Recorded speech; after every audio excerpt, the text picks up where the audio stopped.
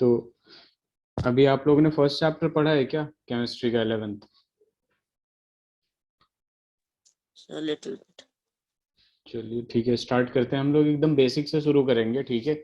मे भी बहुत सारे लोगों को इसमें आता होगा कुछ चीजें, ठीक है, तो बोर ना हो, एकदम बेसिक से शुरू करेंगे। और ये आप लोग, एक मिनट प्लीज। आप लोगों के पास मैथ्स है ना? Yes sir. Yes sir. Okay okay, चलिए ठीक है, स्टार्ट करते हैं अपना first chapter, some basic concepts of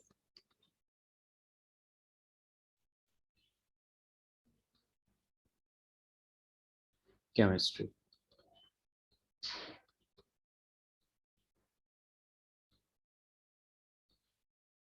तो देखिए, ये फिजिकल केमिस्ट्री का पहला पार्ट है आपका, जिसमें मोल कॉन्सेप्ट, स्टोइचियोमेट्री वगैरह आता है, ठीक है। और ये चैप्टर बहुत ही ज्यादा इंपॉर्टेंट है। फिजिकल केमिस्ट्री के ऑलमोस्ट हर चैप्टर में मोल की बात होगी, ठीक है। कोई कोई ऐसा चैप्टर होगा जिसमें बात नहीं होगी मोल की, बाकी फिजिकल केमिस्ट्री के हर चैप्टर में मोल्स की बात होगी। तो हर जगह इसका एप्लीकेशन यूज होगा। तो इस चैप्टर को बहुत ही ध्यान से पढ़ना आप लोगों को। Some basic concepts of chemistry की बात करें तो वही क्लास 9 से स्टार्ट करते हैं हम लोग, एकदम बेसिक चीजें कि मैटर वगैरह से स्टार्ट करते हैं, ठीक है। तो अपने पास आता है सबसे पहले कि केमिस्ट्री की क्या इंपॉर्टेंस है। तो आज की केमिस्ट्री मतलब डे टू डे लाइफ में केमिस्ट्री बहुत ही ज्यादा इंपॉर्टेंट है, ठीक है। अपने पास बहुत सारे केमिकल मेडिसिन वगैरह हो जाते हैं, ठीक है। सारे किससे रिलेटेड होते हैं? अपने पास केमिस्ट्री से रिलेटेड होते हैं, ठीक है। अब देखिए यहाँ पे है अपने पास मैटर। मैटर आपके दो पार्ट में डिवाइड करते हैं हम लोग, ठीक है। एक होता है आपका मिक्सचर, और दूसरा हो जाता है अपने पास प्योर सब्सटेंसेज, ठीक है। यहाँ पे अगर हम बात करें मिक्सचर की, तो मिक्सचर दो टाइप के होते हैं। एक होता है अपने पास होमोजीनियस और दूसरा होता है अपने पास हेट्रोजीनियस। ये आप लोगों को अच्छे से क्लियर होगा। एक मिनट प्लीज।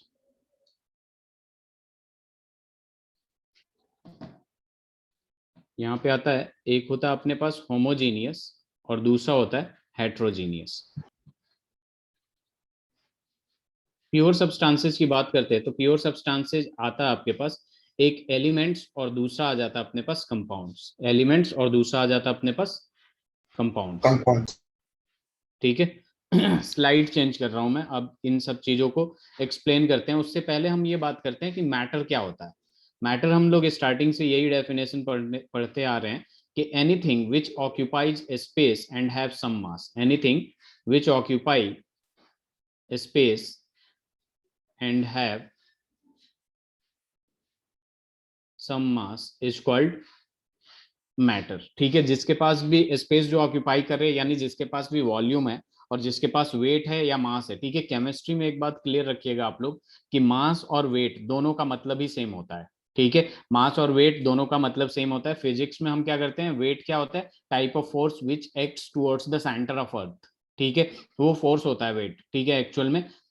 और मास तो आपका केजी होता है, amount of substance contained in any matter, ठीक है। तो यहाँ पे बात होती है, तो केमिस्ट्री में वेट और मास दोनों का मतलब सेम होता है।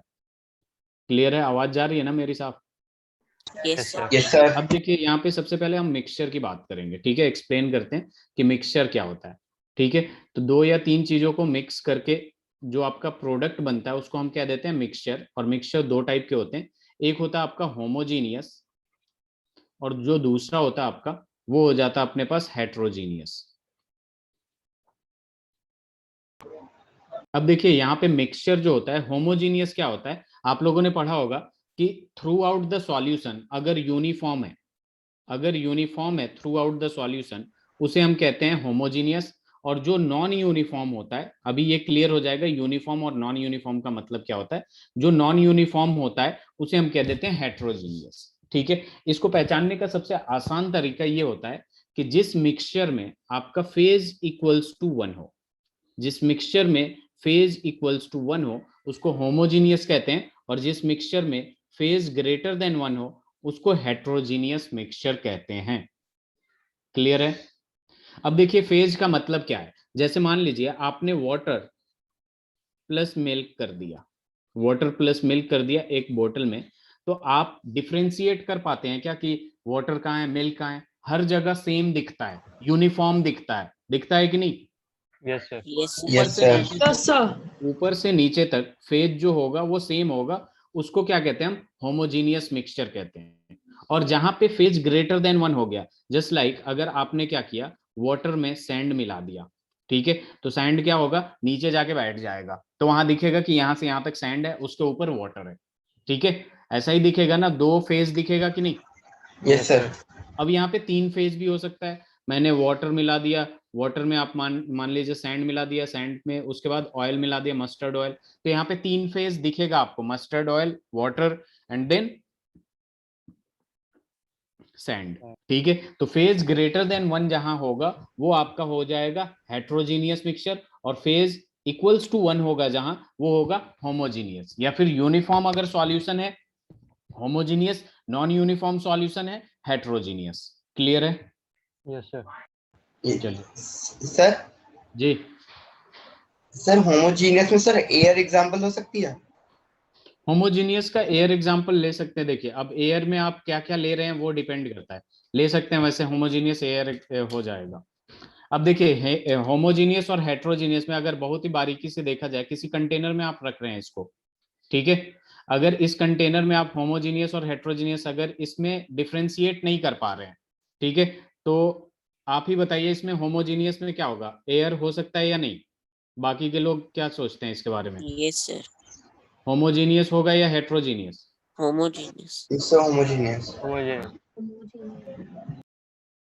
Hello? Yes, sir. Homogeneous.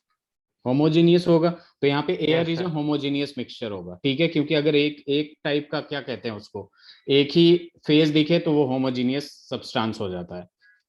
Anything else?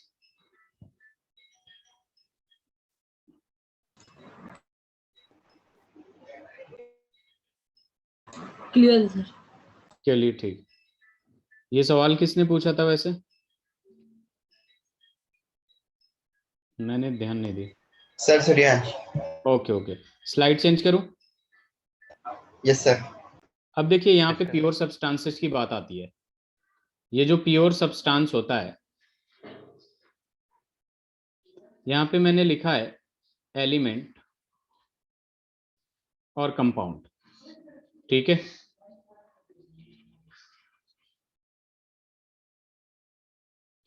तो देखो एलिमेंट, देखिए आपके पास एलिमेंट का क्या मतलब होता है, जो सिंगल टाइप ऑफ एटम से बना हुआ होता है, सिंगल टाइप ऑफ एटम से बना हुआ होता है, उसको हम क्या कह देते हैं, एलिमेंट कह देते हैं। Single type of atom, just like अपने पास आ गया हाइड्रोजन, हीलियम, लिथियम, ये सारे क्या है, पूरे पीरियोडिक टेबल में क्या है, एलिमेंट है, तो वो हो जाएगा एलिमेंट, ठीक है। और प्योर सब्सटेंसेस में कंपाउंड भी होता है, जो डिफरेंट टाइप ऑफ एलिमेंट से मिलके बना हुआ हो, ठीक है, डिफरेंट टाइप्स ऑफ एलिमेंट से मिलके बना हुआ हो, जैसे H2O हो गया, CO2 हो गया, ये सारे क्या हो जाएंगे, कंपाउंड हो जाएंगे, CaCO3 हो जाएगा। मतलब प्योर सब्सटेंसेस, बेसिकली यहाँ पे क्या होता है कि 2-3 प्योर सब्सटेंसेस मिलके एक जो प्रोडक्ट बनाते हैं उनको हम कंपाउंड कहते हैं। क्लियर है? Yes, sir. ठीक, यस सर। इसमें किसी को दिक्कत? फिर यहाँ पे एक और टर्म आ जाता है आपका मॉलिक्यूल, ठीक है। तो मॉलिक्यूल में जनरली हम इसको ऐसे बचपन में ऐसे डिफाइन किया जाता है, इसको ध्यान दीजिएगा कि जब same type of element combine, when same type of element combine a molecule is found, ठीक है, जस्ट लाइक H2 हो गया आपके पास, ठीक है, यहाँ पे क्या हो जाएगा अपने पास, H2 हो जाएगा, Cl2 हो जाएगा, Br2 हो जाएगा, ये सारे क्या हो जाएंगे, मॉलिक्यूल हो जाएंगे। लेकिन अभी जब हम 11th में अभी पढ़ेंगे आप लोग, ठीक है, तो वहां पे H2O का मॉलिक्यूल बोल रखा है, CO2 का मॉलिक्यूल बोल रखा है, ठीक है, तो मॉलिक्यूल और कंपाउंड ऑलमोस्ट सेम होते हैं, ठीक है, सेम ही कहा जाता है। जब बचपन में हमें क्या सिखाया जाता है कि मॉलिक्यूल वो होते हैं जो सेम टाइप ऑफ एलिमेंट से मिलके बना होते हैं, जैसे H2, O2, N2, F2, ठीक है। लेकिन अभी आके हमें पता चलता है कि मॉलिक्यूल और कंपाउंड ऑलमोस्ट सेम ही होते हैं, ठीक है। H2O मॉलिक्यूल कहा जाता है कभी, H2O compound, CO2 molecule, CO2 compound. Clear है? Yes sir. ठीक है, तो अब देखिए अपने पास 3 चीजें क्लियर हो गई, ठीक है, कि matter anything which occupies space and have some mass is called matter, ठीक है। उसके बाद मिक्सचर 2 टाइप के होते हैं, homogeneous, heterogeneous. Phase equals to 1 homogeneous, phase greater than 1 heterogeneous. आपके पास प्योर सब्सटेंसेस में element single type of atom से बना होता है, ठीक है। Compound more than one type of atom से बना होता है, ठीक है। फिर मॉलिक्यूल आ जाता है, मॉलिक्यूल और कंपाउंड सेम ही है। क्लियर है? अब आगे बढ़ते हैं हम लोग।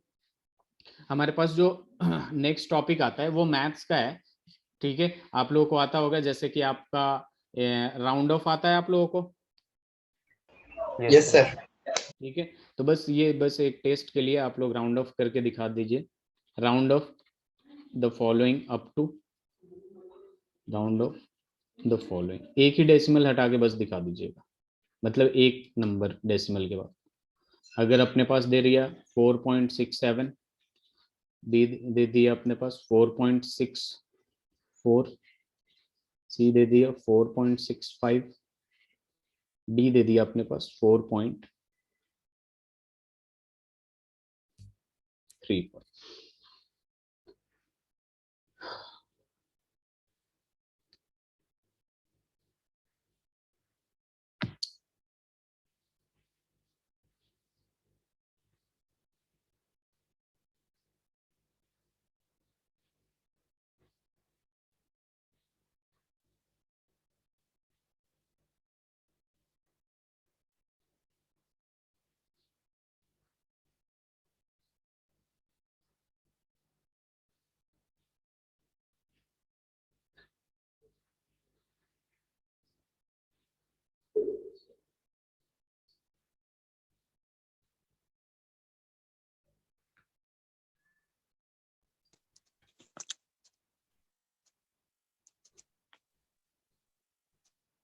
हो गया?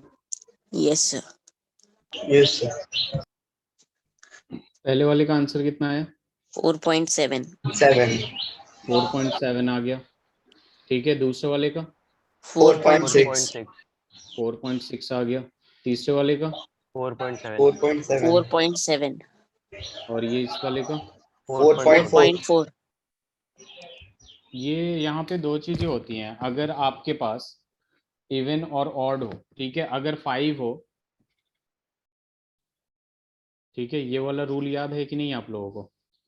आप लोग दोनों में, आपने यहाँ क्या बताया था? 4.7 और यहाँ पे 4.4। इसके अलावा किसी का आंसर?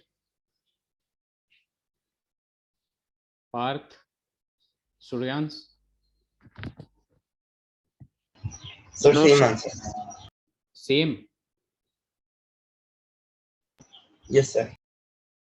देखिए यहाँ पे क्या होता है कि देखिए, एक चीज तो हमें क्लियर है, बचपन से बताया जाता है कि जो रिमूविंग टर्म ग्रेटर देन 5 हो तो प्रीसीडिंग टर्म 1 से इंक्रीज कर जाता है, ठीक है। जब रिमूविंग टर्म लेस देन 5 हो तो preceding term equals, preceding term change नहीं होता है, रिमेन सेम होता है, ठीक है। लेकिन जब रिमूविंग टर्म 5 हो तो हम दो चीजें देखते हैं, एक इवन, उसके बगल वाला प्रीसीडिंग टर्म इवन और प्रीसीडिंग टर्म ऑड, ठीक है।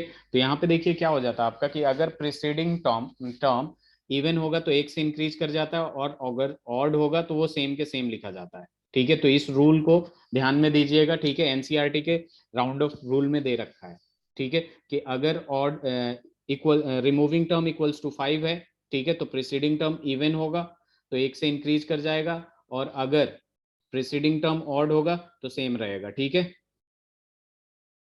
Yes sir. Yes sir. Yes sir.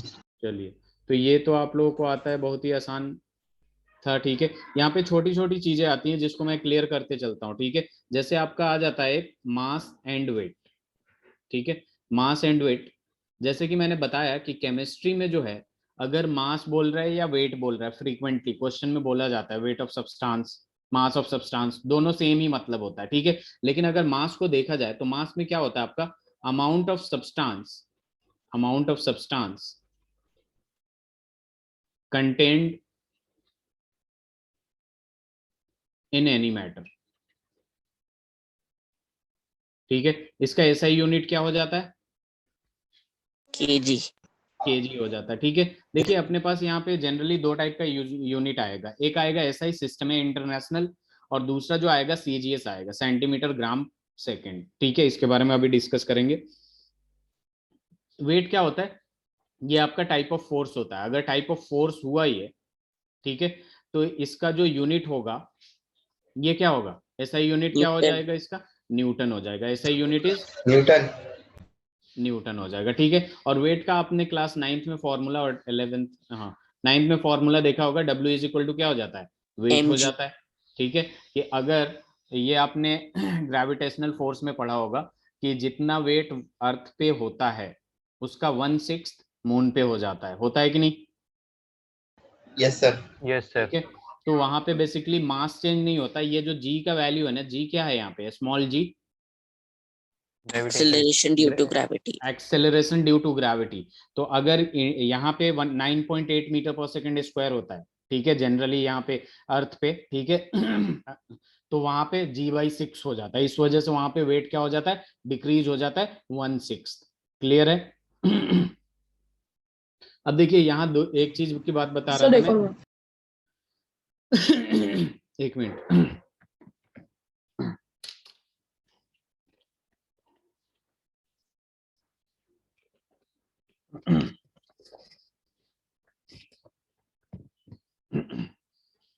ये देखिए W इज इक्वल टू क्या होता है, M इंटू जी होता है, ठीक है।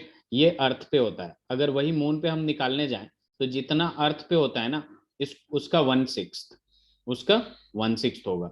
वो क्यों होता है? क्योंकि देखिए मास तो कांस्टेंट होता है, मास हमने क्या सीखा है अब तक, mass is constant, mass is constant, mass can neither be created nor be destroyed. जो चेंज होता है वो जी होता है। जी क्या होता है आपका, acceleration due to gravity, acceleration due to gravity होता है। और जी में क्या होता है एक्चुअल में आपका, कि यहाँ पे 9.8 मीटर पर सेकेंड स्क्वायर है, तो मून पे जाने के बाद वहां पे क्या हो जाता है, 9.8/6 या 9.8 इंटू 1/6, 9.8 इंटू 1/6। इस वजह से जो वेट होता है वहां पे जाके क्या हो जाता है, डिक्रीज हो जाता है। क्लियर है?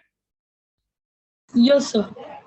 अब देखिए ये जो यूनिट के बारे में है ना, फिजिक्स में फर्स्ट चैप्टर जो यूनिट एंड डायमेंशन आप लोग पढ़ेंगे, वहां पे बहुत ही अच्छे से क्लियर हो जाता है सारी चीजें, ठीक है। मैं थोड़ा सा बता देता हूँ आपको कि एसआई यूनिट जो होता है आपका, ठीक है, और एक होता है आपका सीजीएस यूनिट, ठीक है। ये जो सीजीएस यूनिट ऐसे याद रख सकते हैं, सी फॉर सेंटीमीटर, सेंटीमीटर यानी ये किसके लिए, लेंथ के लिए यूज होता है, ठीक है। जी फॉर ग्राम, ग्राम किसके लिए, केजी के लिए, यानी मास के लिए यूज होता है। एस फॉर सेकंड, सेकंड किसके लिए यूज होता है, टाइम के लिए यूज होता है, ठीक है। यही चीज अगर हम एसआई यूनिट में देखें, यही चीज अगर एसआई यूनिट में हम देखें यहाँ पे, तो एसआई यूनिट में लेंथ का मीटर होता है, मीटर क्या हो जाता है, केजी होता है, और टाइम का क्या होता है, सेकेंड ही होता है, सेकंड। ठीक है। तो आप यूनिट एंड डायमेंशन में 7 फंडामेंटल क्वांटिटी देखेंगे वहां पे, जिसमें आपका लेंथ भी होगा, टाइम भी होगा, मास भी होगा, ठीक है। उसके बाद अमाउंट ऑफ सब्सटेंस होगा, ल्यूमिनस इंटेंसिटी होगा, टेम्परेचर होगा, एक और चीज होता है, क्या होता है वो, करंट होता है, ठीक है। तो 7 फंडामेंटल क्वांटिटीज होता है, तो वहां से आप लोगों को बहुत ही अच्छे से क्लियर हो जाएगा, वहां पे बहुत ही अच्छे से एक्सप्लेन करेंगे सर, ठीक है। यूनिट एंड डायमेंशन आप लोगों ने पढ़ा फिजिक्स का? Yes sir. ठीक है। तो ये हाँ इंट्रो तो आप लोग ये सब तो जानते ही होंगे, फिर बताया गया होगा या पहले से पता है? Yes sir.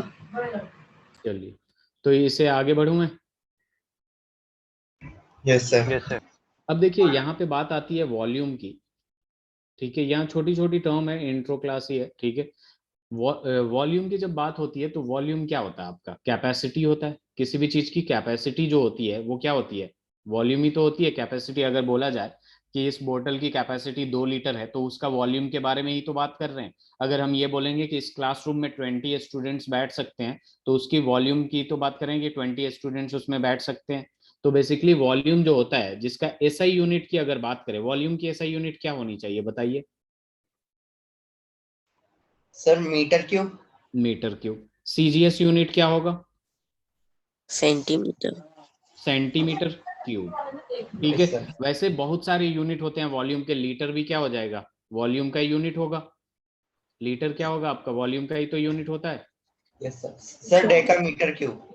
हाँ कुछ भी हो सकता है, किलोमीटर क्यूब, ठीक है, डेसीमीटर क्यूब, सेंटीमीटर क्यूब, ठीक है। लेकिन अपना जो फोकस करना होता है वो किस में, ज्यादातर एसआई यूनिट में पूछता है, या सीजीएस यूनिट में, या फिर किसी भी यूनिट में अगर पूछ रहा है तो हमें कन्वर्ट करने आना चाहिए, और धीरे धीरे हमें कन्वर्ट करना इजिली आ सकता है, ठीक है। ओके हाँ सर। ठीक है, आगे बढ़ते हैं। अब यहाँ पे अब हम बात करते हैं टेम्परेचर की, ठीक है। तो देखिए टेम्परेचर क्या सर? होता है, हाँ Sir, ton is also a unit of volume. Ton. Ton ton ton ton ton कितना होता है? नहीं, टन जो होता है जैसे 1000 केजी को कहते हैं ना, Yes, sir. मेट्रिक टन है Yes, ना, sir. वो तो केजी में आता है। Hello, Yes, sir. Yes, sir. हाँ क्लियर है। अब देखिए टन को कहाँ से कनेक्ट कर दिया आपने मीटर में, ठीक है। अब देखिए यहाँ पे बात आती है आपकी डेंसिटी की, पहले बात कर लेते हैं, ठीक है। तो डेंसिटी जो होगा आपका, डेंसिटी इज इक्वल टू क्या होता है? Mass upon volume. Mass upon volume, सबको पता है। और ये बहुत इंपॉर्टेंट है आपके कॉन्सेंट्रेशन टर्म जब आगे पढ़ेंगे तो ये डेंसिटी बहुत इंपॉर्टेंट होगा, ठीक है। तो डेंसिटी इज इक्वल टू हो जाएगा आपका मास अपॉन वॉल्यूम, और इसकी जो एसआई यूनिट होगी, एसआई यूनिट वो क्या हो जाएगी? एसआई यूनिट केजी हो जाएगा मास का, और वॉल्यूम का मीटर क्यूब, तो इसका एसआई यूनिट हो जाएगा केजी पर मीटर क्यूब, ठीक है। और यहीं पे सीजीएस यूनिट की बात करें तो आप लोग बता दीजिए इसका सीजीएस यूनिट क्या होगा? Gram per centimeter cube. Gram per centimeter cube. ग्राम पर सेंटीमीटर क्यूब, क्लियर है। Yes, sir. तो कन्वर्ट कर सकते हैं आप लोग, तो ठीक है। डेंसिटी हमें पता है, मास per unit volume is density. आगे बढ़ते हैं हम लोग, सब पे क्वेश्चन करेंगे। स्लाइड चेंज करूं? Yes. Yes, sir. चलिए, अब हम बात करते हैं सबसे पहले टेम्परेचर की, ठीक है। देखिए यहाँ पे टेम्परेचर जो होता है बेसिकली वो क्या होता है? मेजरमेंट ऑफ कोल्डनेस और हॉटनेस, मेजरमेंट ऑफ कोल्डनेस और हॉटनेस, ठीक है। यहाँ पे अगर देखा जाए टेम्परेचर, तो टेम्परेचर का जो एसआई यूनिट होता है, एसआई यूनिट इज केल्विन। क्या होता है टेम्परेचर का एसआई यूनिट? केल्विन होता है, ठीक है। और टेम्परेचर के और कौन कौन से यूनिट के बारे में आपको पता है? और Sir, कितने? Degree Celsius or Celsius and Fahrenheit? degree Celsius. Degree Celsius और Fahrenheit. Fahrenheit. फ़ारेनहाइट के बारे में, क्योंकि हमारा जो जनरली फीवर चेक होता है जो 98 डिग्री 105 डिग्री, क्या वो सेल्सियस होता है क्या? Sir, Fahrenheit होता है. फ़ारेनहाइट होता है। क्या होता है? फ़ारेनहाइट होता है, ठीक है। तो देखिए एसआई यूनिट अपने पास जो है वो है इसका केल्विन, ठीक है। बाकी जैसे किलोमीटर, मीटर, सेंटीमीटर, बहुत सारे यूनिट होते हैं, ऐसे ही इसका भी यूनिट है आपका सेल्सियस और फ़ारेनहाइट। और भी यूनिट्स होंगे जो कि आपको आगे पता चलेंगे, ठीक है। अब देखिए यहाँ पे क्या हो गया, एसआई यूनिट इज केल्विन, तो हमें चेंज करने आना चाहिए। जैसे मान लीजिए अगर मीटर से किलोमीटर में जाना है या किलोमीटर से मीटर में जाना है, हमें पता है कि 1 kilometre is equal to 1000 metre, 1 metre is equal to 100 centimetre, ठीक है।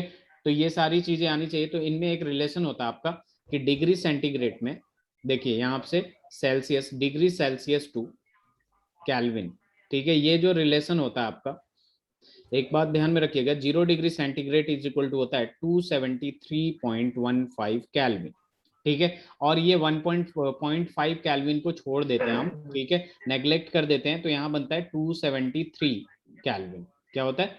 273 केल्विन। अब मान लीजिए यहीं पे आपका 25 डिग्री सेंटीग्रेड दे देता, इसमें ऐड कर देंगे, ये आ जाएगा 298 केल्विन। 298 केल्विन कैसे आया अपने पास?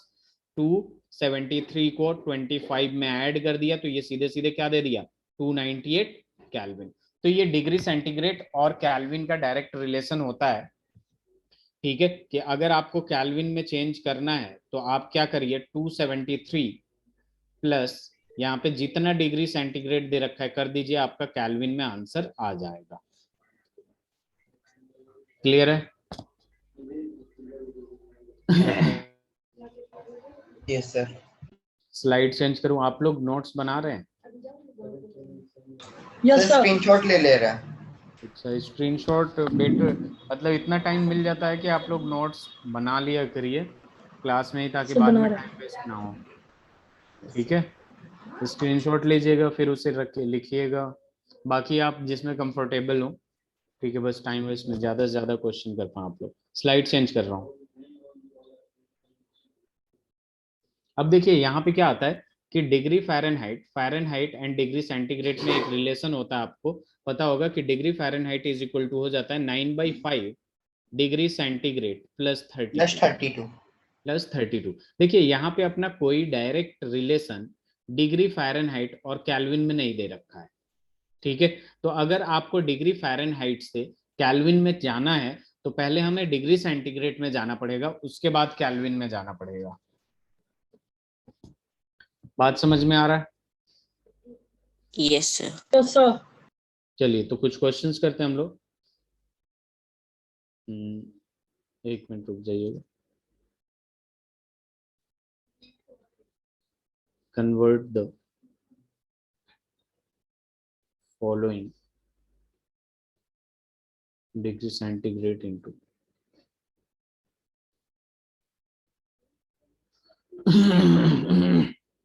केल्विन।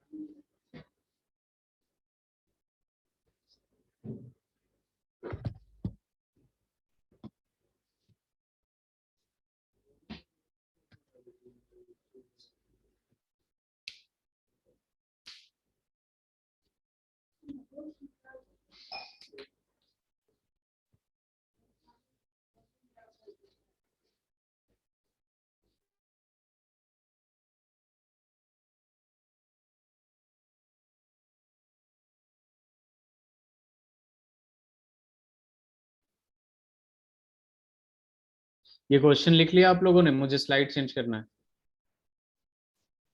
Yes, sir. चलिए एक और क्वेश्चन लिख देता हूँ।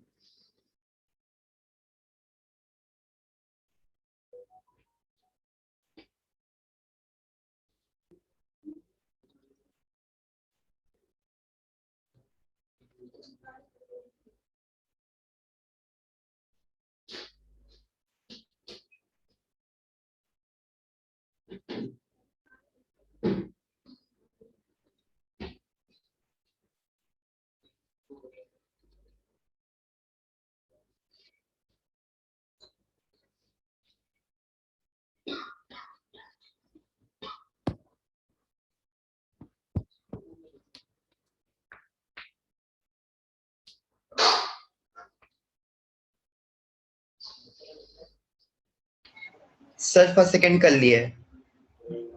Very good. सर थर्ड वाला। एक मिनट रुक जाइए जरा, मुझे पता नहीं चल रहा है कौन बात कर रहा बोल रहा है। एक मिनट। हाँ, पहला क्वेश्चन हो गया, फर्स्ट और सेकंड। Ayushi, Yes, sir. पहले वाले का आंसर क्या है? 27 degree centigrade. So its answer is 300 Kelvin.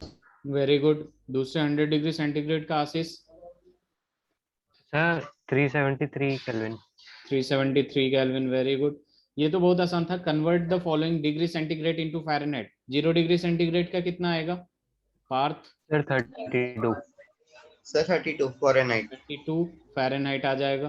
20 degree centigrade का देवांश? 68 फ़ारेनहाइट। 68 आ जाएगा। 5 4 जा 9 4 जा 36। ठीक है, 68 डिग्री फ़ारेनहाइट आ जाएगा फ़ारेनहाइट। 100 डिग्री सेंटीग्रेड का 212 फ़ारेनहाइट। 112 Fahrenheit. 112। 212. सर 212। 212. चलिए मैं जरा सा देख लूँ मैं। 9/5 डिग्री सेंटीग्रेड कितना है? 100 + 32 है। ठीक है, तो ये तो कैंसिल हो जाएगा कितने टाइम्स? 20 टाइम्स। 9 दूना 18, 180। ठीक है, 180 प्लस 32, तो ये आ जाएगा 212 डिग्री फ़ारेनहाइट। ठीक है, Yes, sir. चलिए आगे बढ़ते हैं, इसमें बताइए जरा आप लोग।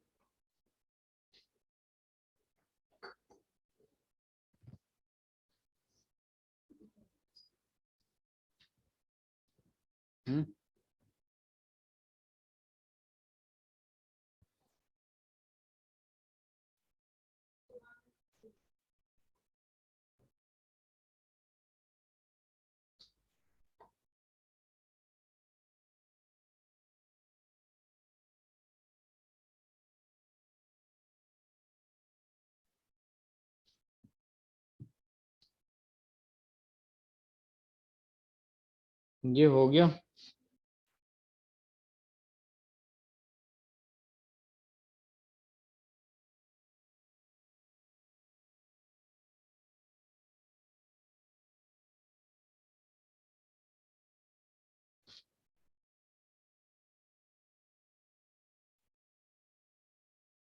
Shreyansh,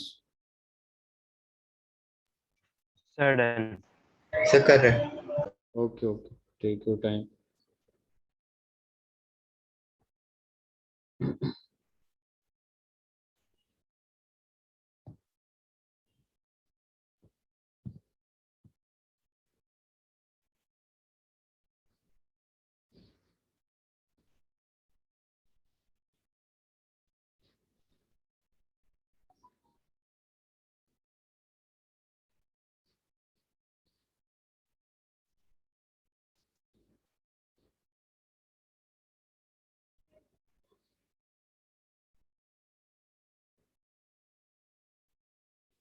Sir, done.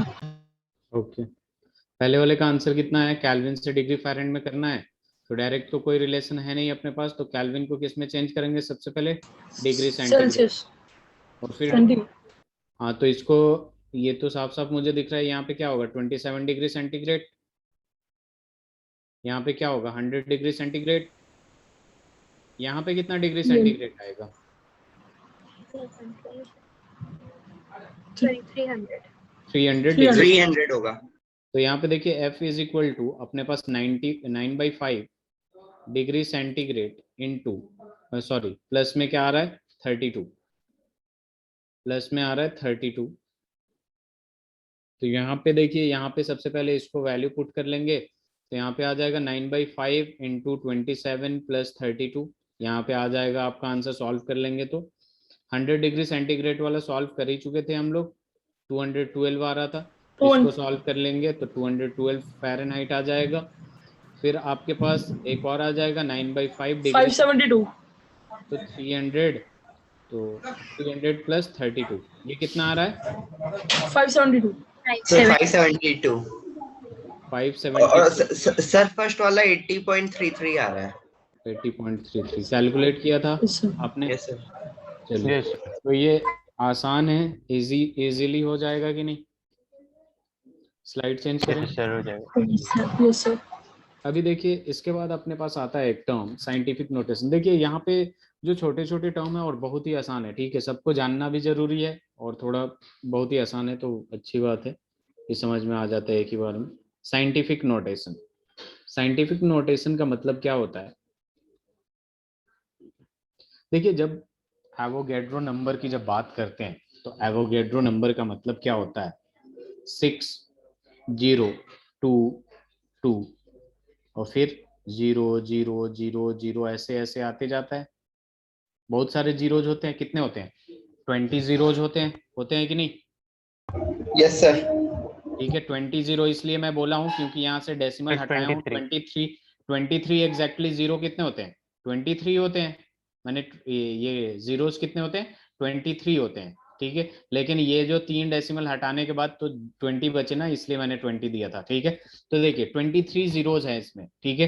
तो इतना बड़ा टर्म लिखना काफी टफ है। अगर मान लीजिए ऐसा कोई नंबर दे दिया जाए, आपको बोला जाए लिखते रहो, तो 0, 0 बनाते रहिए, 23 जीरोज बना रहे हैं, ठीक है। इसी चीज को किसी के पावर में, 10 के पावर में करने को हम साइंटिफिक नोटेशन कहते हैं। जैसे ये चीज को मैंने ऐसे लिखा है, तो दिस इज साइंटिफिक नोटेशन। अगर मैंने लिख दिया, यहाँ पे दे दिया 0.0000053, तो इसको मैं अगर लिख देता हूं कि 5.3 into 10 raised to the power -4, -4 लिख सकता हूं? Yes, sir. Yes. वही बात Yes, sir, होगी, yes. 5.3 अपॉन में कितना जीरो जाएगा, 4 जीरो आ जाएगा, तो 0.0030 आ जाएगा और 53, तो यही होगा ना। एक डेसिमल और हटाएंगे 5 हो जाएगा, तो ये 5 आ गया, डेसिमल के बाद 5 डिजिट, तो ये हो जाएगा कि नहीं? Yes, sir. ये मैथ समझ में आ रहा है ना आप लोगों को? आप लोग वैसे भी मैथ्स के स्टूडेंट है तो आ रहा होगा। अगर किसी को इसमें प्रॉब्लम है तो बताइएगा। सारा इसी को हम कहते हैं साइंटिफिक नोटेशन। क्या कहते हैं? Scientific notation. कि किसी भी बड़े नंबर को किसी के 10 के पावर में लिखना, समथिंग मल्टीप्लाइड n इंटू 10 के पावर समथिंग या m इंटू 10 के पावर समथिंग लिखना, इसी को कहते हैं हम साइंटिफिक नोटेशन। ठीक है, तो कोई नंबर दिया जाए आपको, जस्ट लाइक अगर सपोज आपको नंबर दे दिया 0.00537, इसको साइंटिफिक नोटेशन में लिखिए, तो लिख सकते हैं? Yes, sir. Yes sir. तो इसके अलग अलग आंसर आ सकते हैं। जैसे मान लीजिए किसी का मन किया ऐसे लिखने का, तो 0.537, ठीक है, इंटू 10⁻⁻² कर दिया, या किसी ने लिख दिया 5.37 इंटू 10⁻³ कर दिया। ठीक है, किसी का मन किया 53.7 इंटू 10⁻⁻⁴, ठीक है, तो कोई भी सही है, हर एक सही है। समझ आ रही है बात? ठीक है, अगर लेकिन Yes, sir. अगर आपको बोल देता है, ठीक है, अभी आगे चल के पता चलेगा आपको कि सिग्निफिकेंट फिगर्स, ठीक है, तो सिग्निफिकेंट फिगर्स की इतना होना चाहिए, तो उस हिसाब से हम इसका साइंटिफिक नोटेशन लिखेंगे। तो आवाज आ रही है आपकी तरफ से अजीब से? ठीक है, तो ये चीजें क्लियर है ना कि साइंटिफिक नोटेशन हम कैसे भी लिख सकते हैं, इन तीनों का तीनों ही चीज पॉसिबल है। ठीक है, अब इसको रेस्ट्रिक्ट करने के लिए दूसरी कॉन्सेप्ट समझेंगे हम लोग सिग्निफिकेंट फिगर्स, और उसमें देखेंगे क्या हो रहा है। क्लियर है?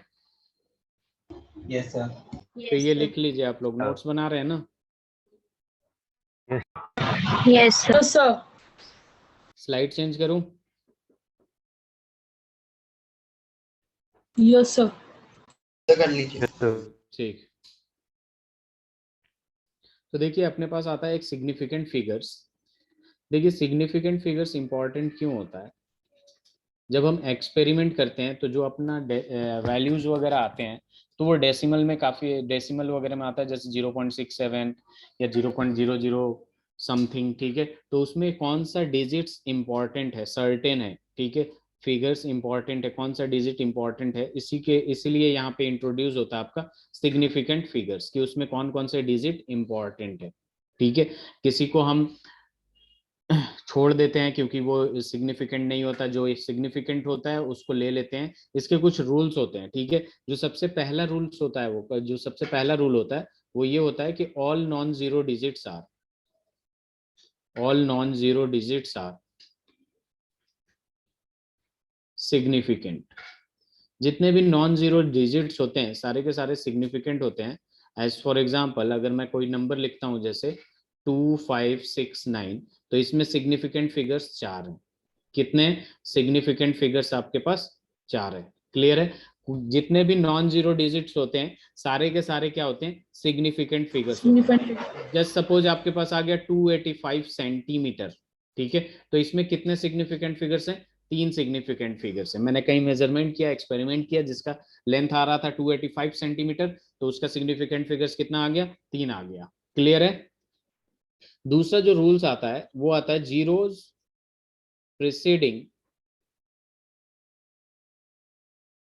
to the first non-zero digit, to the first non-zero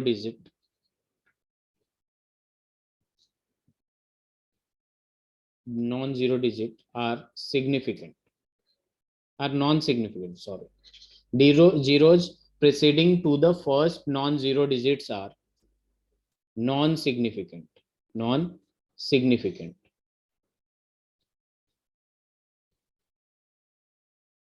बात को समझिएगा, नॉन जीरो से पहले जितने भी जीरो जाएं सारे के सारे क्या होते हैं?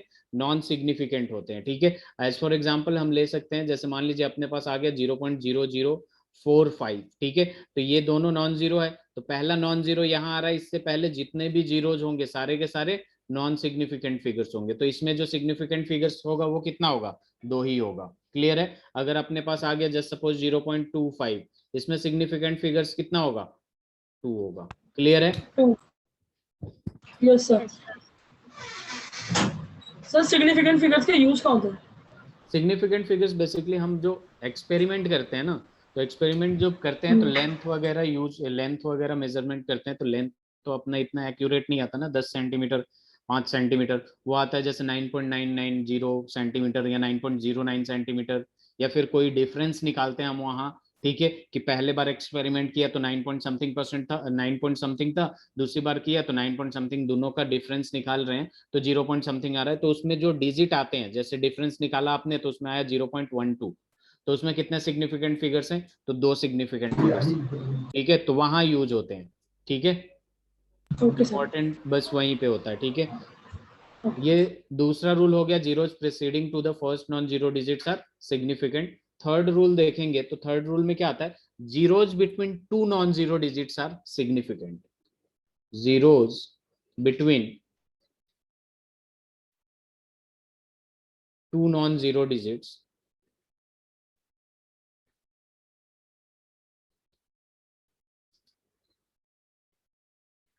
Are significant. जैसे दो नॉन जीरो के बीच में जितने भी जीरोज हैं सारे के सारे आपके सिग्निफिकेंट होंगे। जैसे यहाँ 5 सिग्निफिकेंट फिगर्स हो जाएंगे। अगर यहाँ पे इतने सारे जीरोज डाल के मैंने 1 लगा दिया, यहाँ पे सिग्निफिकेंट फिगर्स कितने होंगे, 7 significant figures. 7।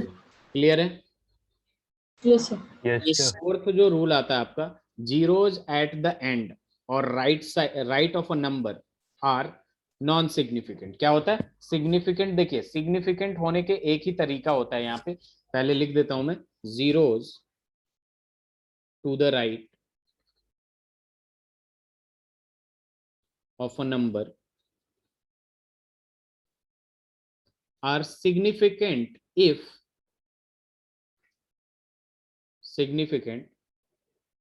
provided there must be a decimal. They are on the right side, on the right side, ये रूल्स होता है, याद रखिएगा। ठीक है, right side of the decimal point, decimal point के राइट साइड में होता है। जैसे सपोज अगर आपको दे दिया एग्जांपल 0.2000, ठीक है, तो एक चीज तो क्लियर है अपने पास कि लेफ्ट हैंड साइड पे जितने भी जीरोज होंगे पहले नॉन सिग्निफिकेंट हो गए, लेकिन अगर डेसिमल लग गया और राइट साइड में आ गया जितने भी जीरोज, 3 हो गया ये, तो यहाँ पे कितने सिग्निफिकेंट फिगर्स हो जाएंगे, 4 सिग्निफिकेंट फिगर्स होंगे। ठीक है, Yes, sir. अगर मैंने सर लिख एक दिया और बात बताना। देखिए zeros to the right hand side. ठीक है, जैसे मान लीजिए अपने पास राइट हैंड साइड पे जीरोज तभी सिग्निफिकेंट होंगे जब उसमें डेसिमल होगा। क्लियर है? जैसे मान लीजिए अगर मैंने लिख दिया 2.00, तो यहाँ पे सिग्निफिकेंट फिगर्स 3 हो गए। ठीक है, लेकिन अगर मैं जैसे मान लीजिए 1.000, यहाँ पे सिग्निफिकेंट फिगर्स कितना होगा, 4 होगा। लेकिन अगर मैं मैंने ऐसे लिख दिया तो इसमें एक ही सिग्निफिकेंट फिगर्स होगा। राइट साइड में जीरोज तभी सिग्निफिकेंट होंगे जब डेसिमल लगा हुआ होगा, जब डेसिमल लगा हुआ नहीं होगा तो सिग्निफिकेंट नहीं होगा। क्लियर है? Yes, yes sir. सर। चलिए, तो यहाँ तक क्लियर है। साइंटिफिक नोटेशन क्या होता है, सिग्निफिकेंट फिगर्स क्या होता है, राउंड ऑफ करते हैं।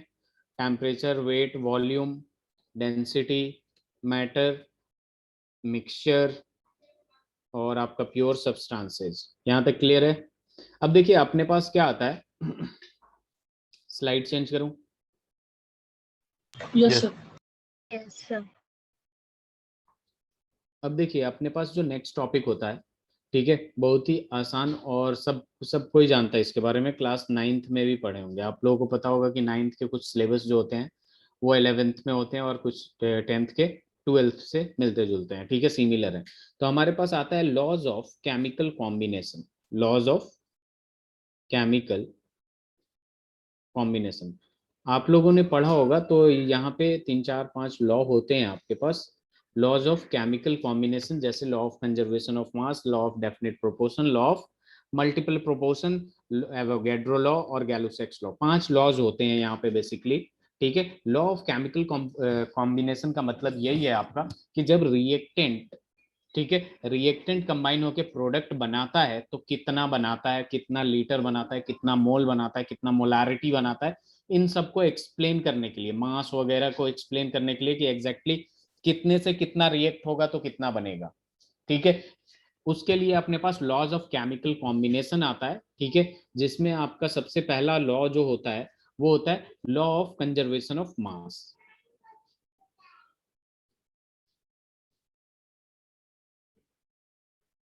Law of conservation of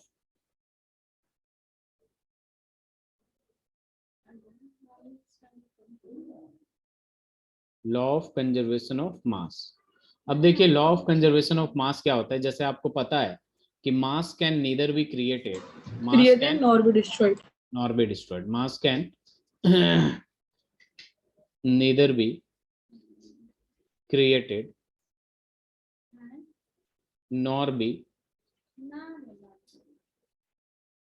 destroyed। ठीक है, मतलब ये है कि अगर आपका कोई रिएक्शन हो रहा है, जैसे a प्लस बी हमें अगर c दे रहा है, ठीक है, तो यहाँ पे क्या हो जाएगा आपका कि mass of a plus B, mass of a plus mass of b must be equal to mass of C. mass of A plus mass of B must be equal to mass of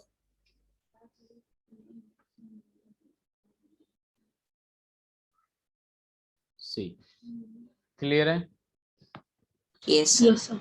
तो मतलब यही होता है कि जो मास होता है आपका रिएक्टेंट में जितना होता है उतना ही प्रोडक्ट में होना चाहिए। तो इस पर अगर एक क्वेश्चन करना चाहें हम लोग, ठीक है, तो हम ये लिख सकते हैं कि इन हैवर्स प्रोसेस, इन हैवर्स प्रोसेस, सॉरी, हैवर्स प्रोसेस पता है आप लोगों को? Yes, sir. चलिए 24 gram nitrogen combined with how much gram of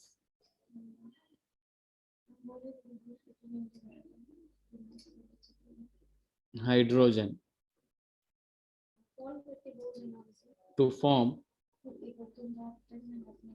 32 gram of ammonia. ठीक है, ये क्वेश्चन लिख लीजिए, इसका रिएक्शन मैं दिखा देता हूं आप लोगों को।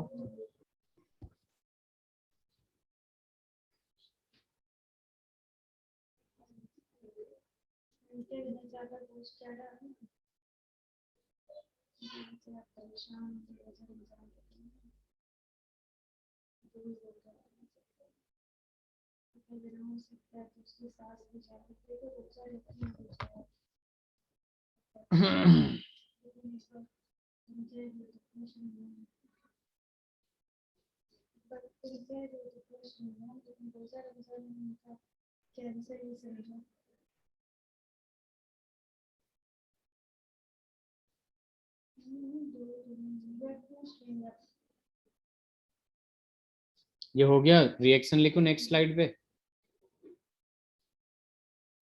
Yes, sir. तो यहाँ पे अपने पास आता है N2 plus 3H2 will give 2NH3।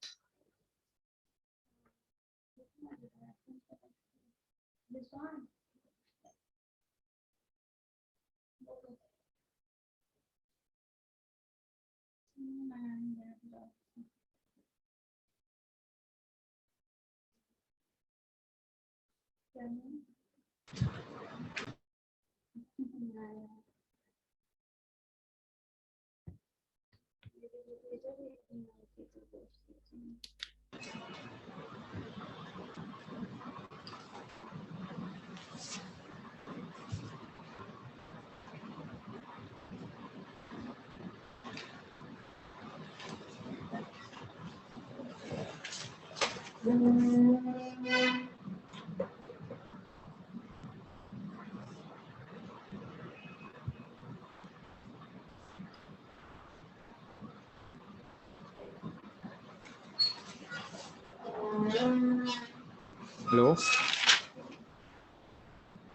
Yes sir. हाँ हो गया। सर नहीं हुआ। अरे ये तो वो law of Yes, sir. Conservation of, हाँ बताइए, किसी का हुआ? Yes, sir. कितना आया? हेलो, Sir, हाँ sir, 30. सर 30। ये कितना समझा आप लोगों ने? अमोनिया कितना है ये? 32. और किसी ने कुछ अलग समझा है क्या?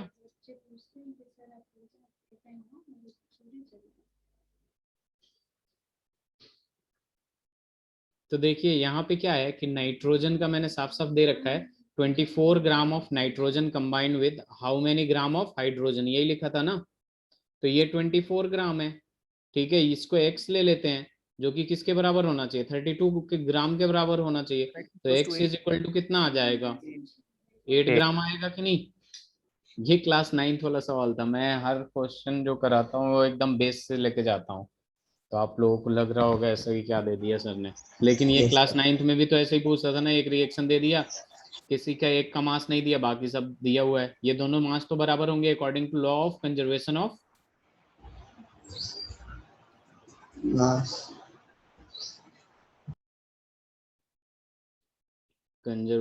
मास, ठीक है। आगे बढ़ते हैं, तो यहाँ पे हो जाता है, ये स्लाइड चेंज करूँ मैं? Yes, sir. चलिए, तो अपने पास आ जाता है इसके बाद लॉ ऑफ डेफिनेट प्रोपोर्शन, ठीक है।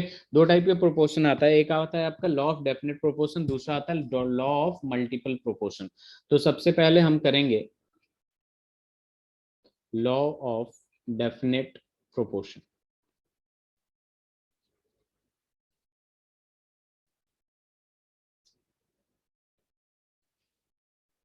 तो देखिए यहाँ पे क्या होता है, लॉ ऑफ डेफिनेट प्रोपोर्शन में क्या मतलब होता है कि कभी भी एक कंपाउंड बनने के लिए, एक डेफिनेट प्रोडक्ट बनने के लिए जो रिएक्टेंट का कॉम्बिनेशन होगा, ठीक है, रिएक्टेंट जिसमें मिलेगा, एक दूसरे से मिलेगा, उनका जो रेशियो होता है वो फिक्स होता है। अगर रेशियो चेंज हुआ तो आपका प्रोडक्ट चेंज हो जाएगा, ठीक है। मैं लिख रहा हूं इसको सबसे पहले कि ये कहता क्या है कि it states that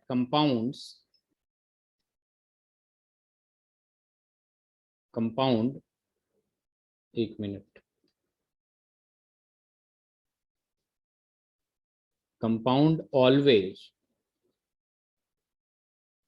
contains exactly the same number of reactant and product, ठीक है। तो इस बात को ध्यान में रखिएगा, जैसे एज फॉर एग्जांपल अगर हम लेना चाहें यहाँ पे, ठीक है, तो जैसे H2 है प्लस O है, ठीक है, तो H2 प्लस O हमने दे दिया H2O, ठीक है। तो यहाँ पे एक काम करेंगे हम लोग, H2 का देखें मास तो 2 होगा, H2 ऑक्सीजन का मास कितना होता है बताइए जरा? Sir, 16. 16. ठीक है। तो ये 1:8 के रेशियो में, जब भी हाइड्रोजन ऑक्सीजन से 1:8 के रेशियो में मिलता है तो अपने को क्या देता है, वाटर देता है। क्या देता है, वाटर देता है। इन केस अगर आपका रेशियो चेंज हो गया, ठीक है, अब यहाँ पे देख लीजिए, यहाँ पे हाइड्रोजन तो 2 ही है, लेकिन ऑक्सीजन का मास कितना हो जाएगा, 32. 32। तो यहाँ पे रेशियो 1:16 हो गया। तो यहाँ पे जो प्रोडक्ट देगा वो दे देगा आपका H2O2 विच इज हाइड्रोजन पर ऑक्साइड। क्या होगा ये, हाइड्रोजन Nitrogen peroxide. पर ऑक्साइड, ठीक है। यहाँ पे था H2O, देखिए तो यही बोलता है आपका compound always contains exactly the same proportion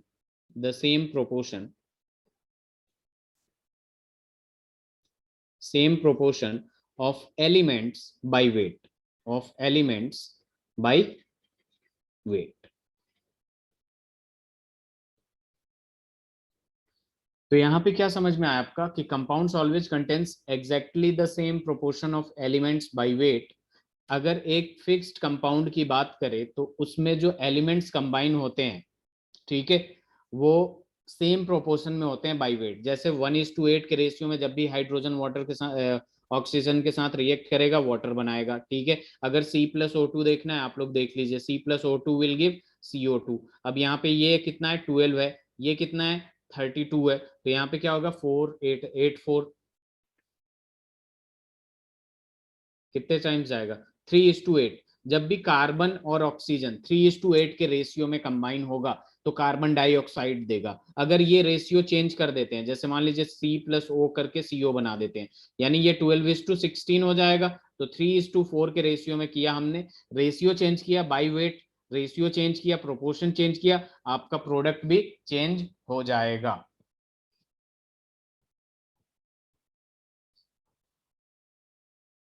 समझ में आया कि नहीं? Yes, sir. Yes, sir. तो यहाँ था आपका Yes. Law of definite proportion. Law of definite proportion क्या कहता है कि फॉर अ कंपाउंड, ठीक है, compound elements combine in a fixed proportion by weight, ठीक है, elements combine in a fixed proportion by weight. Weight के हिसाब से, वेट के अकॉर्डिंग उनका जो एलिमेंट्स जो कंबाइन होते हैं उनका प्रोपोर्शन जो रेशियो होता है वो क्या होता है, सेम होता है। उसे हम कहते हैं law of definite proportion. Clear है? स्लाइड चेंज करूं? यस सर कर लीजिए। इसका जो दूसरा नाम है ना, लॉ ऑफ डेफिनेट कंपोजिशन भी कहते हैं। इसका जो दूसरा नाम है लिख देता हूं मैं, इसको लॉ ऑफ डेफिनेट कंपोजिशन भी कहते हैं। डेफिनेट होता है कंपोजिशन, ठीक है।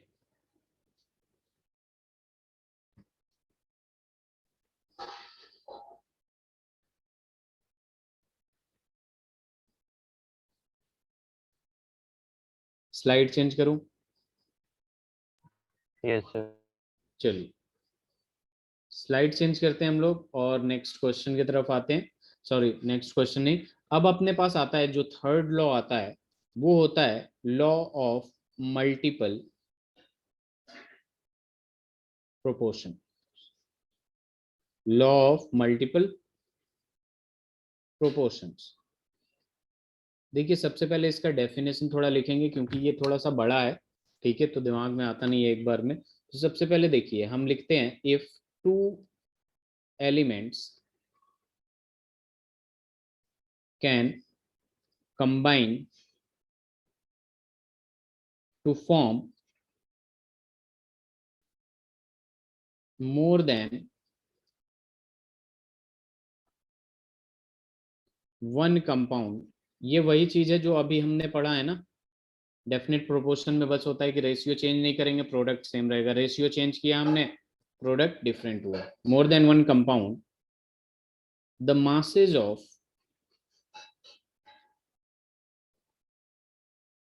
One element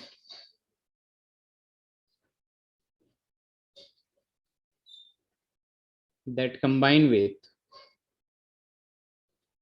a fixed mass of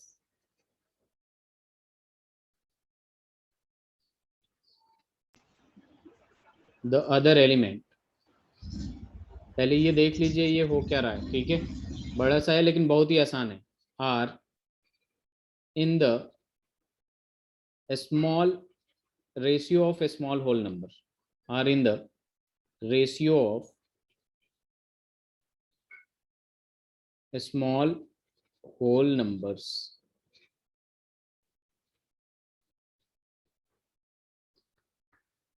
तो यहाँ पे देखेंगे हम कि दो एलिमेंट्स कंबाइन होते हैं to form more than one compound, to form more than one compound, the masses of one element that combine with a fixed mass of other element are in the ratio of a small whole number। ठीक है, दोबारा मैं इस sentence को बार बार पढ़िएगा, समझ में नहीं आएगा तो।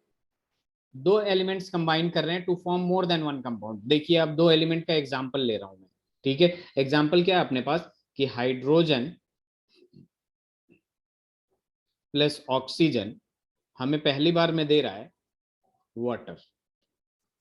क्या दे रहा है? वाटर दे रहा है। यहाँ पे हाइड्रोजन हमने लिया है 2 ग्राम, ऑक्सीजन लिया हमने 16 ग्राम, 16 ग्राम, तो वाटर दे दिया हमारा H2O 18 ग्राम। 18 ग्राम।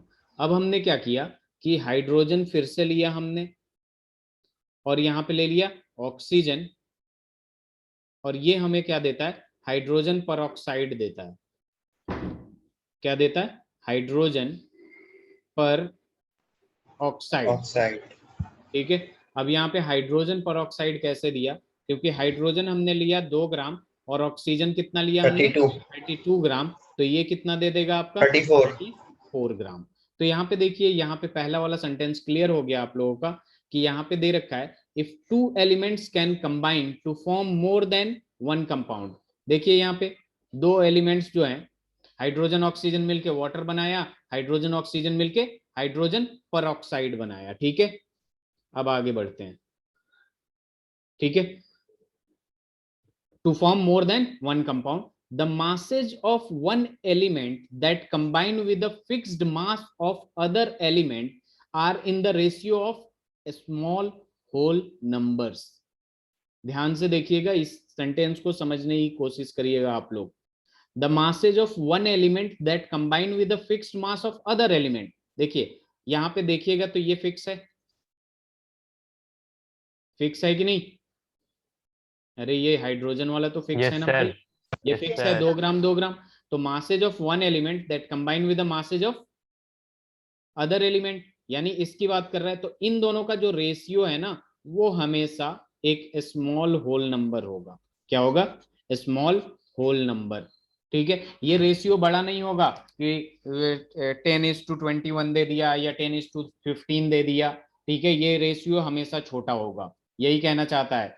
दोबारा मैं दिखा देता हूं, the masses of one element that combine with the fixed mass of other element, the mass of one element that combine with fixed mass of other element bears a small whole number ratio, bears a simple whole number ratio। Clear है कि नहीं? Yes, sir. मैं दोबारा बता रहा हूं, आपका definite proportion में यही कहता है कि एक कंपाउंड के लिए, ठीक है, जो एलिमेंट्स कंबाइन होते हैं उनका जो रेशियो होना चाहिए वो सेम होना चाहिए बाय मास। अगर रेशियो डिस्टर्ब किया आपने तो प्रोडक्ट दूसरा मिलेगा। ठीक है, अब देखिए वो वाला एग्जांपल यहाँ कनेक्ट करते हैं। लॉ ऑफ मल्टीपल प्रोपोर्शन में आपने रेशियो चेंज किया, आपका प्रोडक्ट कुछ और मिला। तो इसमें हम देखेंगे कि फिक्स्ड कोई मास दे रहा है, तो हाँ यहाँ पे दे रहा है फिक्स्ड मास, हाइड्रोजन में दोनों में 2-2 ग्राम है। तो जो डिफरेंट मास है ना, उनका रेशियो जो होता है वो स्मॉल होल नंबर रेशियो होता है, स्मॉल होल नंबर रेशियो। इस पे बहुत अच्छे अच्छे सवाल बनते हैं आपके। ठीक है, वो सारे हम लोग कवर करेंगे। ये समझ में आया? इसका एग्जांपल, इसका एक और एग्जांपल ले सकते हैं। कार्बन प्लस ऑक्सीजन लिया हमने, यहाँ पे बनाया कार्बन डाइऑक्साइड, यहाँ पे क्या बना दिया? कार्बन डाइऑक्साइड बना दिया। यहाँ पे हमने लिया कार्बन प्लस ऑक्सीजन किया हमने, तो यहाँ बना दिया हमने कार्बन मोनोऑक्साइड। ठीक है, कार्बन मोनोऑक्साइड। अब देखिए यहाँ पे क्या हो जाएगा, आपका कार्बन जो है वो 12 ग्राम होगा, ऑक्सीजन कितना है? डाइऑक्साइड है तो यहाँ पे 32 ग्राम ले लिया हमने। कार्बन यहाँ फिर से 12 ग्राम, ऑक्सीजन मोनोऑक्साइड है तो 16 ग्राम होगा कि नहीं? Yes sir. Yes. अब आप इसके रिस्पेक्ट में इसको देखना चाहें या इसके रिस्पेक्ट में इसको, जैसे देखना है देख लीजिए। ये दोनों सेम हो गया, फिक्स्ड मास हो गया, फिक्स्ड मास हो गया। अब ये डिफरेंट हो गया तो 16:32 कर दीजिए तो 1:2 का रेशियो आ जाएगा, या 32:16 कर दीजिए तो 2:1 का रेशियो आ जाएगा। अब क्वेश्चन पूछेगा जिस हिसाब से कि किसके टर्म में हमें क्या निकालना है, कैसे रेशियो निकालना है, उस हिसाब से निकाल सकते हैं ना। Yes, sir. ये बात क्लियर है कि नहीं?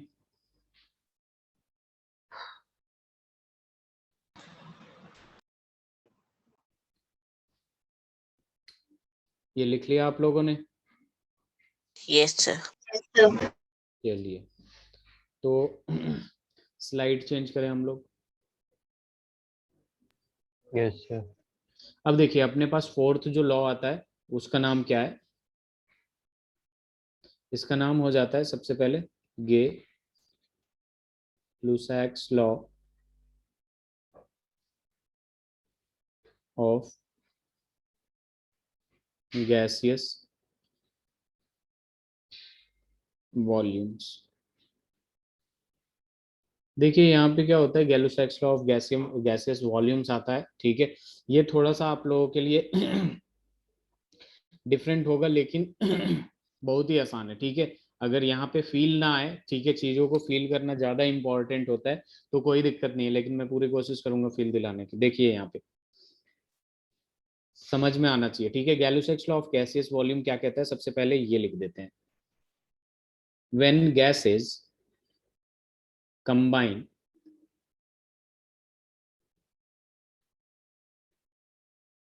जब गैस कंबाइन होते हैं, कंबाइन आर प्रोड्यूस्ड, कुछ भी स्टेटमेंट लिखिए, किसी भी चीज का स्टेटमेंट लिखिए, आपको समझ में आना चाहिए कि स्टेटमेंट कह क्या रहा है, ठीक है। Produced in a chemical reaction,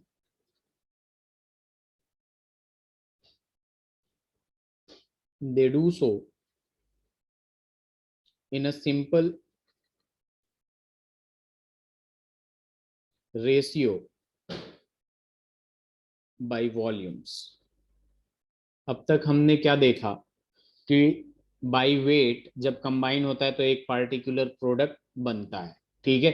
गैलुसैक्स law of gaseous volumes में इन्होंने ये कहा कि वॉल्यूम जो है, वॉल्यूम के टर्म में भी हम प्रोडक्ट को प्रेडिक्ट कर सकते हैं, ठीक है।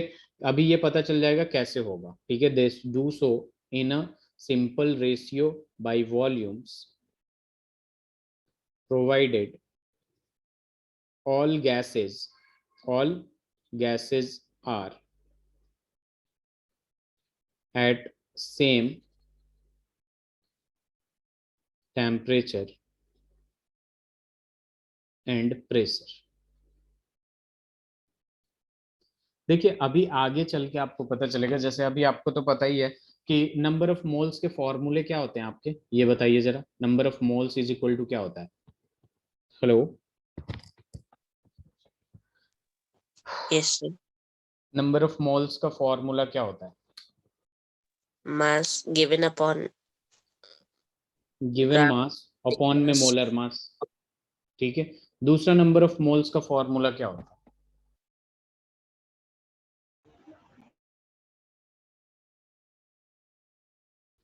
दूसरा नंबर ऑफ मोल्स का फॉर्मूला होता है given number of particle, wait a minute, इसको हटा रहा हूं मैं यहाँ से, ठीक है। देखिए यहाँ पे number of moles is equal to given mass upon में मोलर मास, ठीक है। दूसरा नंबर ऑफ मोल्स का फॉर्मूला क्या होता है, ठीक है, ये सब पता चलेगा आपको, थोड़ा सा सब्र करिएगा। Given number of particle upon Avogadro number, ये दोनों फॉर्मूले से आपने क्लास 9th में रूबरू हो चुके हैं। ये फॉर्मूले से आपने नंबर ऑफ मोल्स निकाला था कि नहीं, याद आया कि नहीं कुछ? Yes sir. ठीक है। अब यहाँ पे नंबर ऑफ मोल्स का तीसरा फॉर्मूला आएगा 11th क्लास में, ठीक है। वो होगा गिवन वॉल्यूम, क्या होगा? गिवन वॉल्यूम अपॉन में 22.4 लीटर, क्या होगा? Given volume upon 22.4 litre. Actual में ये सब हो क्या रहा है, हो क्या रहा है, ठीक है। हमने मोलर मास से क्यों डिवाइड किया नंबर ऑफ मोल्स निकालने के लिए, ठीक है, क्यों डिवाइड किया पता है आप लोगों को? Hello hello, low. हाँ, मोलर मास से क्यों डिवाइड किया, इधर देखिए जरा, ये समझाना थोड़ा सा, इन सब चीजों को लेना पड़ता है इसलिए समझाने में, ताकि बच्चों को समझ में आए। Number of moles is equal to given mass upon में मोलर मास, यही होता है ना। Yes, sir. मोलर मास से ही डिवाइड क्यों किया, मोलर मास से ही डिवाइड क्यों किया, किसी और मास से करना चाहिए? देखिए एग्जैक्टली होता क्या है, अगर मुझे डजन निकालना हो, डजन कितने डजन है, दर्जन पता है ना, डजन, 1 डजन इक्वल्स टू कितना होता है? 12 12. यूनिट्स। 12 यूनिट्स होता है। 1 डजन इक्वल्स टू कितना होता है अपने पास? 12 होता है, ठीक है। डजन अगर हमें निकालना है तो जितना भी नंबर दे रखा हो उससे कितने को डिवाइड करेंगे? 12 से डिवाइड करेंगे ना। अगर जस्ट सपोज अपने पास Yes, दे sir. रखा है कि 96 पेन्स दे रखा है, ठीक है, तो हमें इसका डजन निकालना है, तो डजन इज इक्वल टू क्या करेंगे हम, dozen is equal to 96 divided by 12 करेंगे, ठीक है। तो यहाँ 8 डजन आएगा कि नहीं, Yes, आएगा sir. ना। तो यहाँ पे देखिए क्या होता है कि यहाँ 12 से क्यों डिवाइड किया, क्योंकि 1 डजन इक्वल्स टू होता है 12, तभी तो डिवाइड किया हूं डजन निकालने के लिए। ये बात क्लियर है कि नहीं, बोलिए आप लोग। Yes. Yes, sir. वैसे ही अगर मैं नंबर ऑफ मोल्स निकालने के लिए, जैसे डजन्स निकालने के लिए 12 से डिवाइड कर रहा था, क्योंकि 1 डजन इक्वल्स टू 12 होता है, वैसे ही नंबर ऑफ मोल्स निकालने के लिए मोलर मास से डिवाइड किया हूं। इसका मतलब 1 mole is equal to molar mass, ठीक है। 1 mole is equal to Na and 1 mole is also equals to 22.4 litre होता है, ठीक है। ये सब क्लियर होगा आपको कि ये कैसे होता है, एग्जैक्टली ये होता कैसे है, ठीक है। ये याद रहे तो अच्छी बात है, लेकिन इसका डेरिवेशन भी आएगा जिसमें आपको दिखेगा कि 1 मोल इज इक्वल टू किसी का भी molar mass, 1 mole is equal to Avogadro number, 1 mole is equal to 22.4 litre. ये बस गैसियस के लिए होता है, गैसियस स्टेट के लिए, ठीक है। वॉल्यूम क्लियर है। Yes, sir. Yes, sir. अब देखिए इसमें क्या होता है, बेसिकली यहाँ पे इन्होंने क्या बताना चाहा, ठीक है। जैसे मान लीजिए अपने पास हाइड्रोजन प्लस ऑक्सीजन किया हमने, देखिए पहला वाला टर्म लिखूंगा तो आपको समझ में नहीं आएगा, ठीक है। हाइड्रोजन प्लस ऑक्सीजन किया और वाटर लिख दिया इन्होंने, ठीक है। अब मैंने क्या किया, यहाँ पे hydrogen plus oxygen is equal to water लिख दिया। मैंने लिखा कि बेटा देखो यहाँ पे क्या होता है कि इन्होंने गैसियस वॉल्यूम के टर्म में किया था कि 100 ml कंबाइन होता है आपका 50 ml से, तो यहाँ देता है आपका 100 ml, ठीक है। 100 ml किससे कंबाइन होता है, 50 ml से, तो यहाँ देता है आपका 100 ml। क्लियर है। तो ये समझ में आया क्या कुछ स्टेटमेंट। Hello, Yes, sir. देखिए Sir, ये नहीं क्या आया। होता है, देखिए यहाँ पे क्या होता है, एग्जैक्टली होता क्या है, हाइड्रोजन का जब हम लेते हैं तो यहाँ हो जाता है 2H2 plus O2 will give 2H2O। अब आप बोलेंगे कि सर पहले ही 2 क्यों लगा दिया, चलिए भाई मैं इसे मिटा दे रहा हूँ, ठीक है, इसे भी Sir, मिटा, balanced equation. ठीक है। क्या क्या सूर्यांश, Sir, balanced equation थी. हाँ अब देखिए बैलेंस कर दिया था पहले। अब मैं H2 प्लस O2 किया, क्योंकि हाइड्रोजन H2 में ही मिलता है और O2 ऑक्सीजन भी O2 में मिलता है, O और H में नहीं मिलता है। ये तो बात क्लियर है ना। Yes, Yes, sir. sir. Oxygen कभी O में नहीं मिलेगा, मॉलिक्यूल बना के स्टेबिलिटी गेन करने की कोशिश करेगा। तो H2O, ठीक है। अब इसको बैलेंस करने के लिए या तो इसको हाफ करें या फिर इसको 2 कर दें, और इसको 2 कर देंगे कि नहीं, कर सकते हैं ना। Yes, sir. Yes, तो sir. बेसिकली यहाँ पे देखिए इसका 2 जो है इसी को स्टोइकियोमेट्रिक कोएफिशिएंट कहते हैं, क्योंकि आप लोग मैथ्स के स्टूडेंट हैं तो कोएफिशिएंट बहुत अच्छे से जानते हैं, ठीक है। तो H2 का अगर कोएफिशिएंट मैं पूछूं तो क्या आएगा, 2. Sir, 2. O2 का कोएफिशिएंट क्या आएगा, 1. Sir, 1. तो यहाँ पे केमिस्ट्री में कोएफिशिएंट यूज ना होके यूज होता है स्टोइकियोमेट्रिक कोएफिशिएंट, स्टोइकियोमेट्रिक कोएफिशिएंट, ठीक है। क्या कहेंगे, स्टोइकियोमेट्रिक कोएफिशिएंट। तो इसका 2 मोल इसके 1 मोल से कंबाइन होके इसका कितना मोल बना रहा है, 2. 2, ठीक है। तो बेसिकली इसी को हम देखते हैं, ये 100 ml लिया है, यानी यहाँ देखिए यहाँ पे 1 है, यहाँ पे 2 है, अगर इसका 100 लिया है तो यहाँ पे 50 होना पड़ेगा, क्योंकि आधा हो रहा है कि नहीं, 2 से 1 कर रहा है, 2 जो है इसका 2 कितने से कंबाइन हो रहा है, 1 से कंबाइन हो रहा है। तो इसका अगर 100 ml लूंगा मैं तो इसका कितना ml होगा, आधा लूंगा कि नहीं। इस बात को ध्यान में रखिए, ये जब स्टोइकियोमेट्री शुरू होगा तो बहुत ही अच्छे से क्लियर होगा। अभी बस मैं बताने की कोशिश कर रहा हूं कि इसका रेशियो देखिएगा आप, तो यहां से यहां का रेशियो क्या है, 2:1 का है कि नहीं,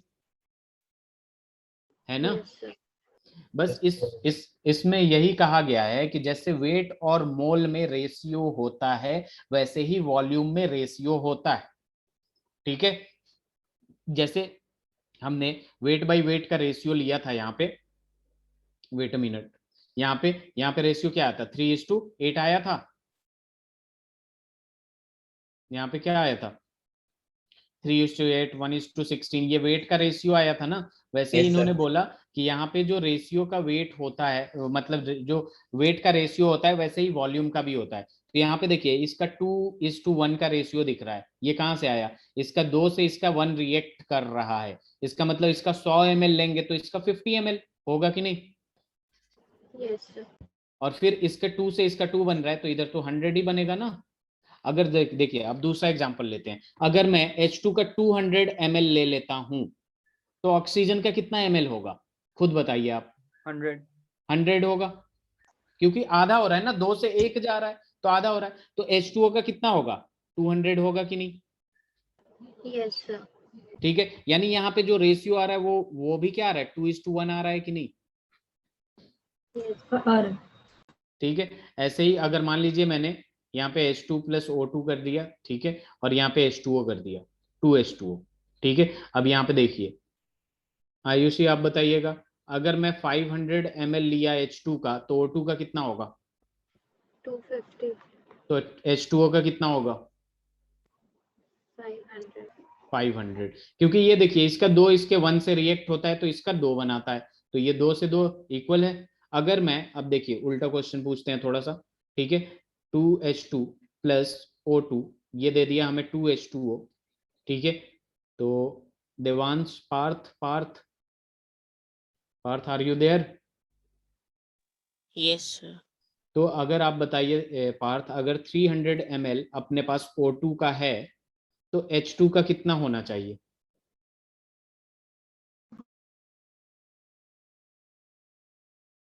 पार्थ। Sir, 600. 600 होना चाहिए, वेरी गुड। H2O का कितना होना चाहिए, 600. Very good. चलिए रिएक्शन को थोड़ा सा चेंज करता हूं मैं, half O2 + 2H2O। Suryansh are you there. Yes sir. चलिए जरा ये बताइए, अगर मैं O2 का 100 ml ले लिया तो H2 का कितना होना चाहिए, सर 400। 400। 200 सर 200। 200 बता रहे हैं या पूछ रहे हैं, ये बताइए पहले, फिर मैं बताऊंगा। सर हाफ है ना। हाँ, तो यहाँ होगा 200 हो जाएगा, और Yes, यहाँ sir. कितना बनेगा आयुषी, यहाँ कितना बनेगा H2O, Sir, 200. 200। अरे इसमें कंफ्यूज होने की जरूरत नहीं है, इस इक्वेशन को मैं पूरे 2 से डिवाइड कर दूं तो ये क्या बन जाएगा, H2 + हाफ O2 + H2O बनेगा कि नहीं। Yes sir. इसके 2 से इसका 1 बन रहा था, इसका 1 से इसका आधा बन रहा है, बात तो सेम ही है ना। Yes sir. Yes, sir. तो इस तरीके से होता है ये गैलोसैक्स लॉ ऑफ गैसियस वॉल्यूम्स। मतलब ये इन्होंने बस इतना बताना चाहा कि जैसे वेट के रेशियो में कंबाइन होते हैं, सिमिलरली वैसे ही आपके वॉल्यूम्स के रेशियो में भी कंबाइन होते हैं। ठीक है, तो वॉल्यूम का भी बहुत ही बड़ा इंपॉर्टेंस होता है। जब स्टोइशियोमेट्रिक हम पढ़ेंगे, सैंडविच बनाएंगे, तो आपको एकदम ही अच्छे से क्लियर हो जाएगा। वैसे मैंने पूरी कोशिश की है समझाने की, आई होप कि आप लोगों को समझ में आ गया होगा। Hello yes sir. चलिए जरा C + O2 है, अगर समझ में आ गया है, आयुषी आप बताइए, अगर O2 का 100 ml ले लेता हूं तो C कितना होगा,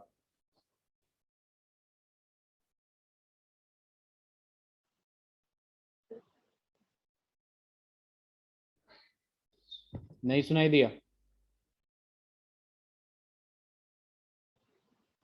Sir, please repeat. कितना, Sir, please repeat. देखिए यहाँ पे कार्बन + ऑक्सीजन CO2 दे रहा है, C + O2 will give CO2, तो O2 का अगर 100 ml है तो C का कितना ml होगा,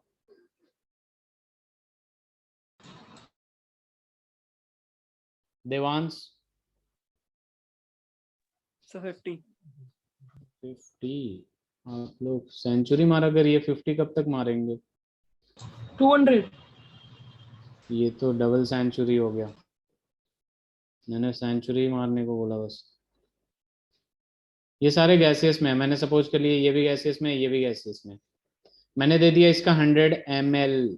ठीक है, अब ये बताइए इसका 1 इसके कितने से रिएक्ट कर रहा है, इसका स्टोइशियोमेट्रिक कोएफिशिएंट कितना है 1, और इसका कितना है O2 का कोएफिशिएंट कितना है 1. 1 1. तो इसका 1 तो इसका 1 तो इसका 100 तो इसका कितना होगा 100।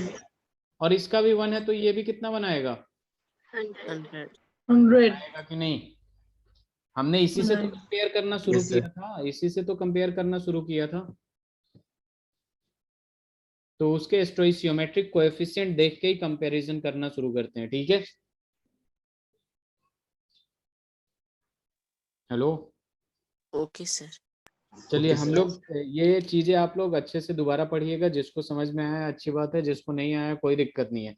नेक्स्ट क्लास में और अच्छे से क्लियर होगा ये चीजें, ठीक है? और एटॉमिक मास यूनिट वगैरह आप लोग 20 तक तो आप लोग याद होना चाहिए आप लोगों को, ठीक है? याद होगा आप लोगों को 1 to 20 atomic number Yes, sir. With mass, क्योंकि एटॉमिक मास बहुत इंपॉर्टेंट है और मोलर मास वगैरह भी है अपने पास, ठीक है? इसके अलावा आपके पास इस चैप्टर में और क्या क्या पढ़ा आप लोगों ने? कोई पढ़ा है? अगर नहीं पढ़ा आप लोगों ने तो पढ़ के आइएगा प्लीज, ठीक है? क्योंकि इसमें कॉन्सेंट्रेशन टर्म वगैरह है, बहुत ही इंपॉर्टेंट चीज है।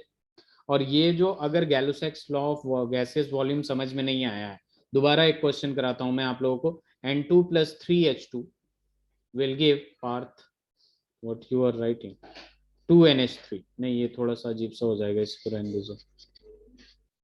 यहाँ पे अगर अपने पास दे दिया H2 + I2 will give 2HI, सारे के सारे गैसियस स्टेट में, ठीक है? तो देवांश आप बताइएगा, अगर I2 50 ml लिया मैं तो H2 कितना होगा और HI कितना होगा? So 50 and so HI 100. हाँ, सबको समझ में आया ये कैसे हुआ? Yes, sir. Yes, sir. अगर इसी क्वेश्चन को थोड़ा सा मैं घुमा के ऐसे दे दूं, हाफ H2 + हाफ I2, ये हमें दे दिया HI, और HI जो हमें मिल रहा है वो मिल रहा है 50 ml, ठीक है?